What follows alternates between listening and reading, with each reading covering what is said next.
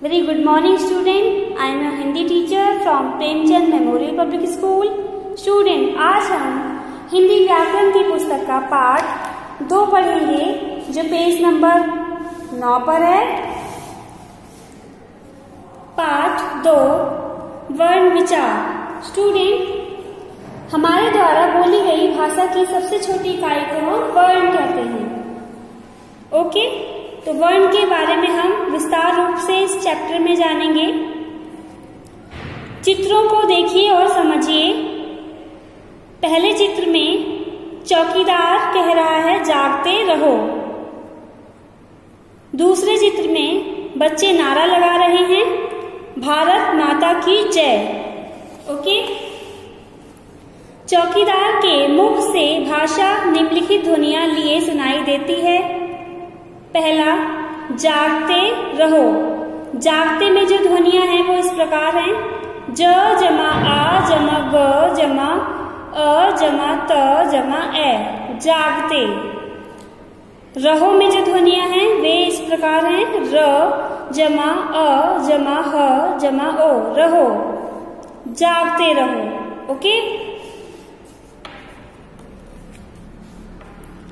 बालकों का नारा निम्नलिखित ध्वनियां लिए सुनाई देता है. नंबर 2, भारत. भारत में जो ध्वनियां हैं वे इस प्रकार हैं: भ जमा आ जमा र जमा अ जमा त जमा अ. भारत. माता में जो वर्ण है म जमा आ जमा त जमा आ. माता. की क जमा ई की. जय. ज जमा अ जमा य जमा अ. जय. भारत माता की जय.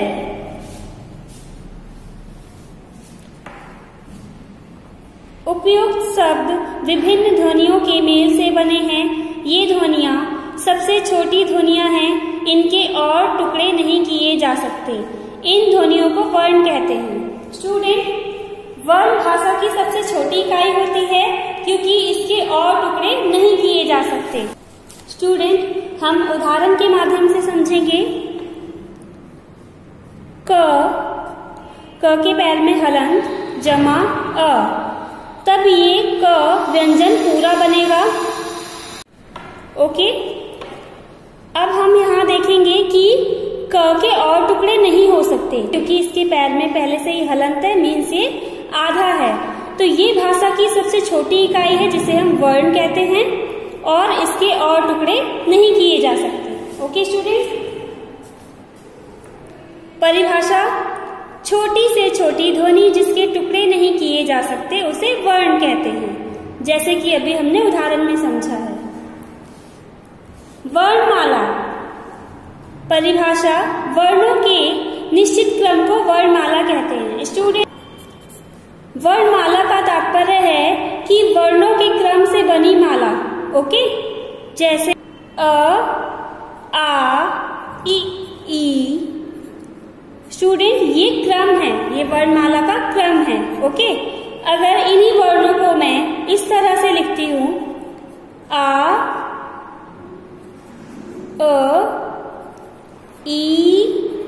ई, क्या ये क्रम है? नहीं, तो ये वर्णमाला नहीं कहलाएगी.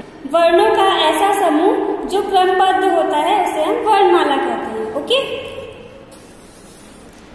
पेज नंबर 10 पर आएंगे. हिंदी भाषा के वर्ण 2 प्रकार के हैं: स्वर, व्यंजन. हिंदी भाषा में वर्ण के 2 प्रकार हैं: स्वर और व्यंजन. स्वर. हिंदी में स्वरों की संख्या 11 है. इनका उच्चारण करते समय किसी दूसरे वर्ण की सहायता नहीं लेनी पड़ती. स्वर इस प्रकार हैं: अ आ इ ई उ ऊ री ए आई ओ औ. स्टूडेंट, स्वरों की संख्या 11 होती है. ओके, और इनके उच्चारण के समय हमें किसी अन्य वर्ण की सहायता नहीं लेनी पड़ती है. कहते हैं, क्योंकि ये न तो व्यंजन में आते हैं और ना ही स्वरों में गिने जाते हैं, इसलिए इनको हम अयोगवह कहते हैं। ओके। व्यंजन, इनका उच्चारण करते समय स्वर की सहायता लेनी पड़ती है। व्यंजन इस प्रकार हैं: क, ख, ग, घ, ङ, च, छ, ज, झ, न, ट, ठ, ड, ढ, ड़, त, थ, द, ध, न, प, फ, ब, भ, म, य, र, ल, व, श, स, स, ह। स्टूडेंट, व्यंजन 33 होते हैं, मूल व्यंजन, और ये दो अतिरिक्त व्यंजन होते हैं, ड़ और ढ़। संयुक्त व्यंजन छ, त्र, ज्ञ, श्र संयुक्त व्यंजन है।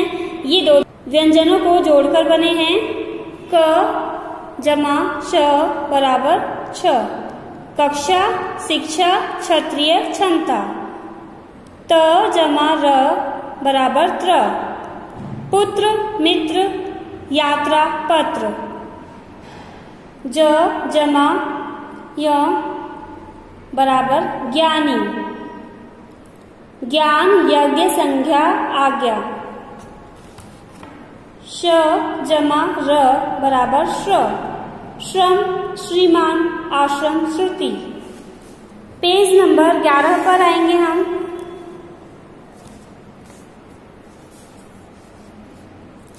इनके अतिरिक्त कुछ और ध्वनियां हैं: अनुस्वार, अनुनासिक और विसर्ग। अनुस्वार वाले कुछ शब्द हैं: अंगूर, कंगा, गंगा, पंखा, चंदा, झंडा, बंदर, खंबा, डंडा, गंदा, वंश, कंस, सुंदर आदि। स्टूडेंट, अनुस्वार अंक की बिंदी को कहते हैं, जो हमारे अक्षरों के ऊपर लगती है, इस प्रकार अंग। ओके, इस बिंदी को हम क्या कहते हैं? अनुस्वार। अनुनासिक ध्वनि वाले कुछ शब्द हैं: मुंह, आंख, चांद, पूंछ, सांप, कांच, मांग, कांटा, कुआं, मूंछ, चांदी, यहाँ, वहां, कहां आदि। स्टूडेंट, अनुनासिक की इस चिन्ह को हम चंद्रबिंदी कहते हैं, क्योंकि ये चांद के आकार की होती है। इस तरह से इसको हम कहते हैं चंद्रबिंदी, और हिंदी व्याकरण में से अनुनासिक कहते हैं। ओके। विसर्ग का प्रयोग कुछ शब्दों में इस प्रकार होता है: अतः, प्रातः, स्वतः आदि। ये दो बिंदियां शब्द के बाद में लगती हैं, इसको हम विसर्ग कहते हैं। ओके। मात्राएं, चित्रों को देखिए, उसके नीचे लिखे शब्द पढ़कर शब्दों के वर्णों को अलग अलग कीजिए।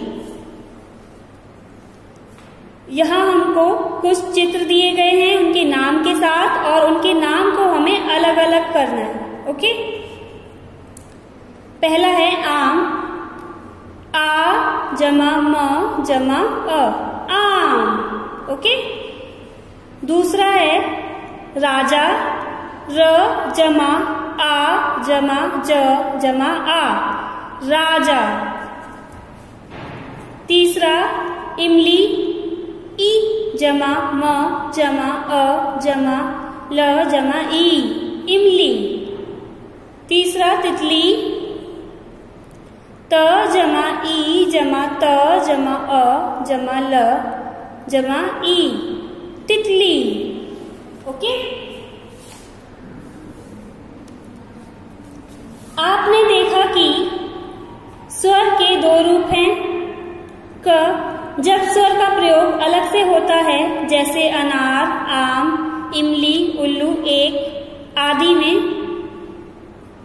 ख जब स्वर का प्रयोग व्यंजनों के साथ मिलकर किया जाता है, जैसे राजा, तितली आदि में। इन शब्दों में हमने आ के लिए आ, ई के लिए छोटी ई का चिन्ह तथा बड़ी ई के लिए बड़ी ई चिन्हों का प्रयोग किया है। इन्हीं चिन्हों को मात्राएं कहते हैं। जब स्वरों को डायरेक्ट लिखा जाता है तब वे वैसे ही लिखे जाते हैं, परंतु उनके स्थान पर जब हम उनके चिन्हों का प्रयोग करते हैं तो उन्हें हम मात्रा कहते हैं। जैसे बड़ा आ, इसकी मात्रा का चिन्ह होता है ऐसे। ओके, इसको जब हम व्यंजन के साथ लगाते हैं तो इस चिन्ह को लगाते हैं, न कि इस स्वर को। ओके, परिभाषा, व्यंजन के साथ स्वर को मिलाने के लिए जो चिन्ह जोड़ा जाता है उसे मात्रा कहते हैं। ओके, पेज नंबर 12 पर आएंगे।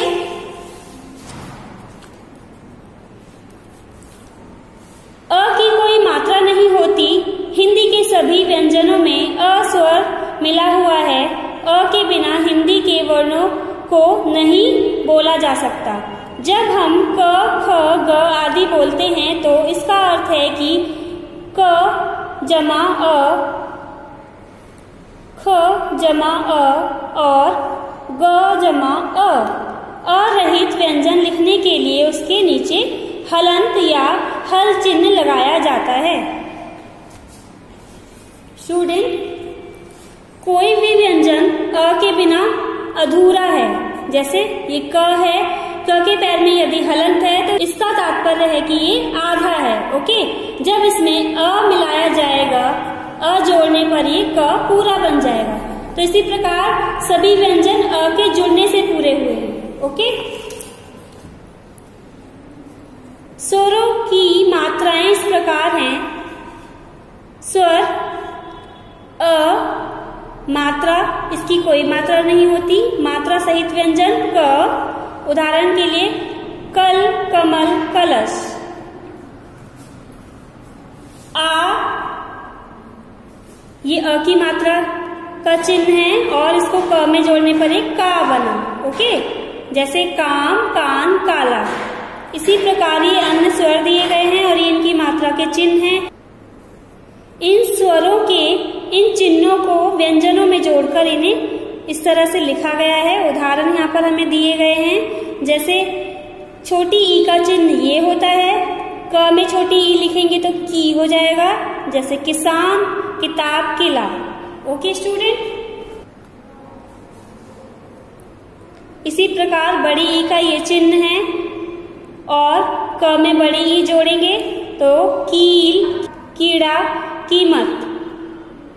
उ, कु, कुली, कुल, कुम्हार। ये बड़ा ऊ है और इसका चिन्ह ये है। कु, कूड़ा, कूटना, कूदना। री से ऋषि है ये और इसकी मात्रा ये है। क के पैर में हमने री जोड़ा तो एक क्री बन गया। कृषि, कृपा, कृषक। ये छोटी ए है। ए का चिन्ह हमने क में जोड़ा तो एक के बना। केला, केसर, केवड़ा।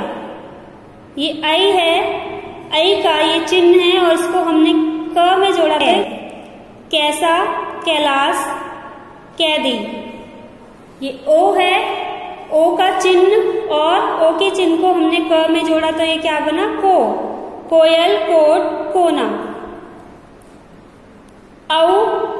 औ की ये मात्रा है, इसको हमने क में जोड़ा तो कौ बना।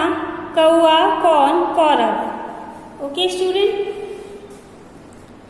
र के साथ उ और ऊ की मात्रा नीचे ना लगाकर बीच में लगाते हैं। जैसे स्टूडेंट, बाकी हम व्यंजनों में मात्रा उसके पैर में लगाते हैं, मीन्स की नीचे। इस तरह से क तो ये हम बड़ा ऊ इधर लगाएंगे और छोटा ऊ लगाएंगे तो इधर, इस तरह। लेकिन र में जब हम मात्रा लगाते हैं तो कैसे लगाते हैं, यहाँ पर लगाते हैं। ओके, छोटा ऊ होगा तो ऐसे और बड़ा ऊ होगा तो ऐसे।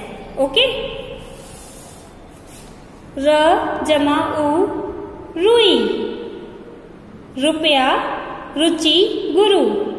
रू जमा ऊ, रूप, रुमाल, जरूर, अमरूद। Okay student,